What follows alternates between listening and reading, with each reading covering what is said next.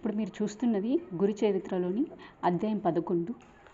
ఈ అధ్యాయం 11 ఏం చెప్పారంటే, రాముడు కానీ కృష్ణుడు కానీ తాను దేవుళ్ళమని సొంతంగా వాళ్ళు చాటుకోలేదన్నమాట.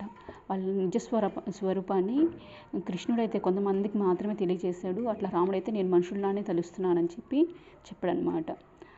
దీని నుంచి మనం ఏం అర్థం చేసుకోవాలంటే, దేవుడు స్వరూపాలుగా జన్మించిన వాళ్ళు తాము దేవుళ్ళమని చాటుకోలేదన్నమాట. ఇది అర్థమైంది అనుకుంటున్నాను.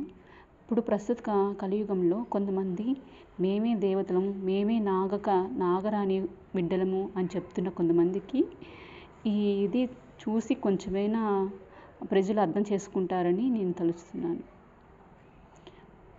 మీకు కానీ ఇంట్రెస్ట్ ఉంటే ఒక్కసారి గురు చరిత్ర మొత్తం పారాయణం చేస్తే మీకు తప్పకుండా కొంచెం జ్ఞానం లభిస్తుందని ఆశిస్తున్నాను.